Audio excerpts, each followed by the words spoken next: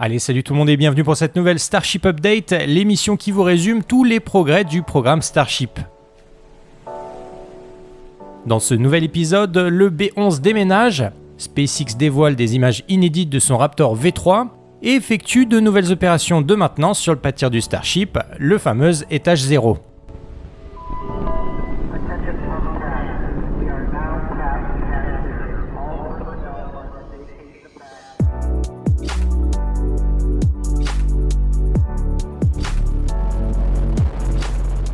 Dans le dernier épisode, souvenez-vous, on s'était quitté sur ces magnifiques images de la mise à feu du Super Heavy B11 effectuée le 5 avril dernier. Le test s'est déroulé sans encombre et le déluge d'eau imaginé par SpaceX semble une fois de plus fonctionner pour protéger le gros des installations sol du pas de tir. Sur cette photo aérienne prise quelques instants seulement après le test du B11, on distingue de gauche à droite le bassin de purge de l'oxygène liquide utilisé pour refroidir les moteurs du premier étage, le bassin de récupération de l'eau du déluge, la plaque du déluge d'eau, et tout à droite le mur de protection de la ferme à ergols du Starship. Si la Stardouche semble globalement efficace, des traces d'érosion sont quand même clairement visibles au pied de la digue de protection construite par SpaceX. Comme pour la base de la tour de lancement, SpaceX devra peut-être y installer de nouvelles plaques d'acier pour garantir la protection à long terme des installations de la ferme à ergols.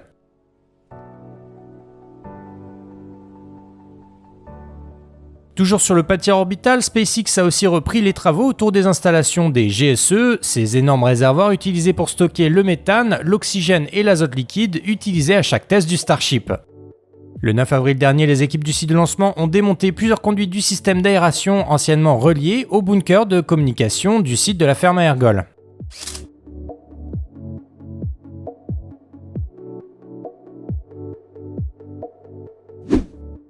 Un petit peu plus loin du côté de la route d'accès au pâtir orbital, un nouveau mur de béton est aussi en cours de construction sous les yeux du Starhopper, un vétéran du programme de développement transformé en réservoir d'eau.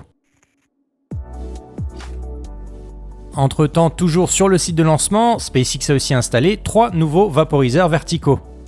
Selon Greg du serveur Discord que je salue au passage, ils serviront à pressuriser les réservoirs horizontaux récemment installés sur le site de lancement. Une fois raccordés, ils approvisionneront en ergol la tour Mechadzilla et la table de lancement.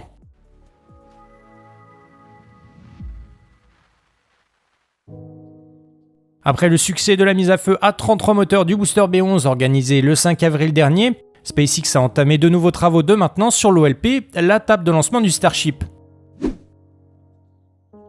Parmi les changements notables, plusieurs pièces du mécanisme de rétraction des supports de l'OLP ont été changées par SpaceX. Alors malheureusement on ne connaît pas encore la raison officielle de ce changement, mais pour rappel, la table de lancement comprend au total 20 pinces de maintien, sur lesquelles vient se poser la section de poussée du premier étage du Starship.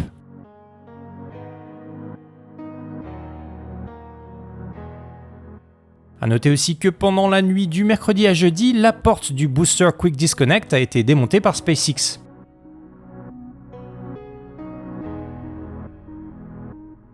Entre-temps, une pièce plus robuste a déjà été repérée par la chaîne Lab Padre le 28 mars dernier dans le bâtiment d'intégration des charges utiles de la Starbase.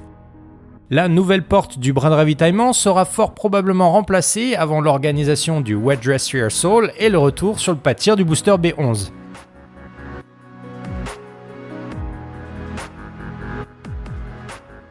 En effet, pour faciliter les opérations de maintenance de l'OLP et finir les finitions du prochain booster à voler, SpaceX a libéré le pâtir orbital pour rapatrier le booster B11 dans le Mega Bay.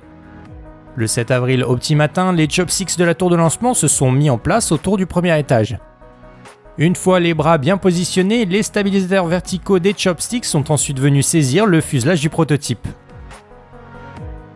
Vers 11h30 heure locale, le treuil de Mechadzilla est ensuite passé à l'action pour soulever l'énorme booster de l'OLP. Avant d'entamer les opérations de levage, SpaceX a recouvert les 33 moteurs de leurs petites chaussettes de protection, photographiées ici par Starship Gazer.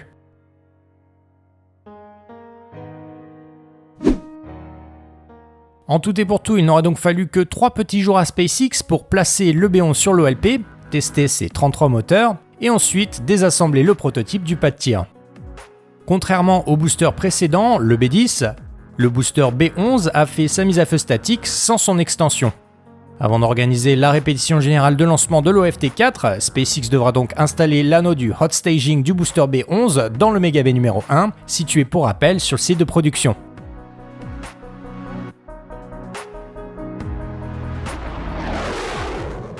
Le 6 avril dernier, RGV Aerial Photography a partagé sur X une nouvelle photo du site de production montrant les progrès du chantier de l'usine à Starship, la fameuse Star Factory.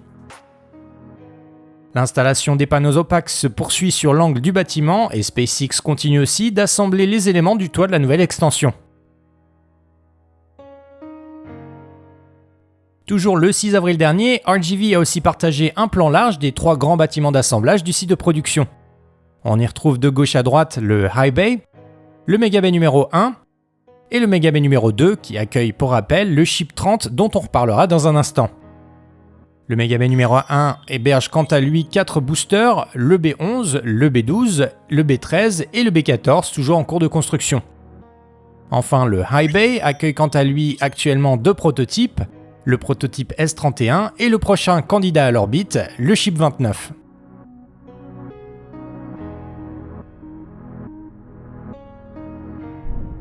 Après avoir effectué 2 mises à feu statiques les 25 et 27 mars dernier, le Ship 29 est donc parqué dans le High Bay depuis presque 2 semaines, notamment pour y réparer son bouclier thermique. Depuis le dernier épisode, SpaceX a remplacé une grande partie des tuiles qui couvrent le nez de l'appareil. Le Ship 29 sera propulsé par le booster B11 lors de l'OFT4, le 4e vol du Starship, et aura plusieurs missions à accomplir en orbite et lors de sa rentrée atmosphérique, notamment pour tester les fameuses Starbrick qui recouvrent le fuselage du second étage. Si SpaceX ne parvient pas à valider tous les objectifs fixés lors de l'OFT4, un second véhicule prendra rapidement la relève, le Ship 30.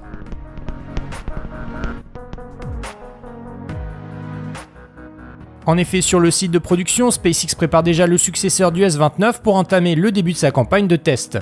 Installé dans le Mega Bay numéro 2, le prototype vient de recevoir ses 3 moteurs centraux et ses 3 Raptor Vacuum qui le propulseront en orbite pour le 5e vol test du programme, l'OFT5.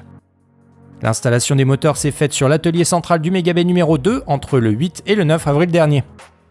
Une fois que les protections thermiques des moteurs seront installées, le véhicule sera transféré sur le pas de tir suborbital B pour y tester ses 6 Raptors.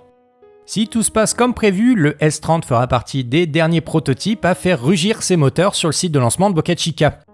En effet, dans quelques mois, SpaceX aura terminé le chantier du nouveau banc d'essai sur l'ancien stand de tir et tous les futurs ships testeront leurs moteurs sur le centre de Massey.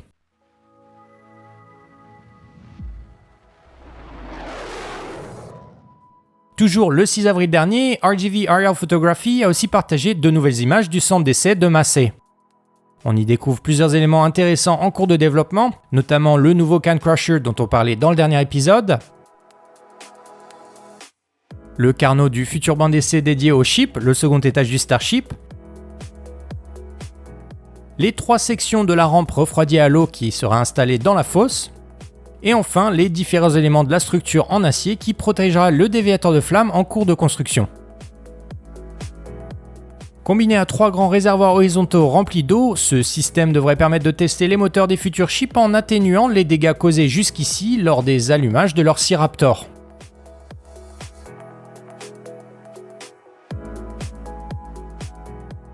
Et oui, je vous en parlais en introduction, lors d'une conférence mise en ligne le 6 avril dernier, Elon Musk a donné de nouvelles informations sur la suite du programme Starship, notamment au sujet du fameux Raptor V3.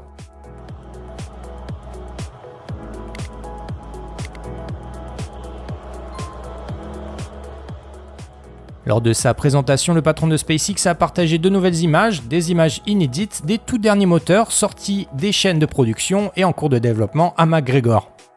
Alors si j'ai le temps et surtout si ça vous intéresse, je vous résumerai l'intégralité de la conférence dans un épisode séparé d'ici la semaine prochaine.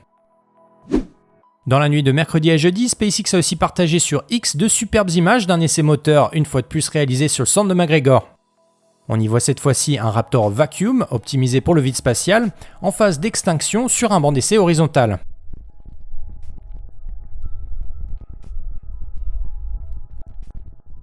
En fin de test, pendant que la pression dans la chambre du moteur baisse, l'air de l'atmosphère entre en bataille avec le Raptor pour tenter d'occuper de nouveau l'intérieur de la tuyère du moteur, créant ainsi ces magnifiques anneaux bleutés capturés par les caméras haute vitesse de SpaceX.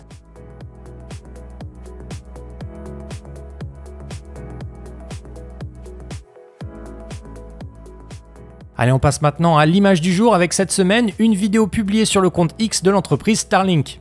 On y découvre de magnifiques images de l'éclipse totale qui a traversé les États-Unis lundi dernier. Pour info, la prochaine aura lieu le 12 août 2026 et traversera notamment l'Islande, l'Espagne et le Portugal. Voilà, c'est sur ces belles images qu'on se quitte pour aujourd'hui. J'espère que cette nouvelle vidéo vous aura plu. Prenez bien soin de vous. Ciao!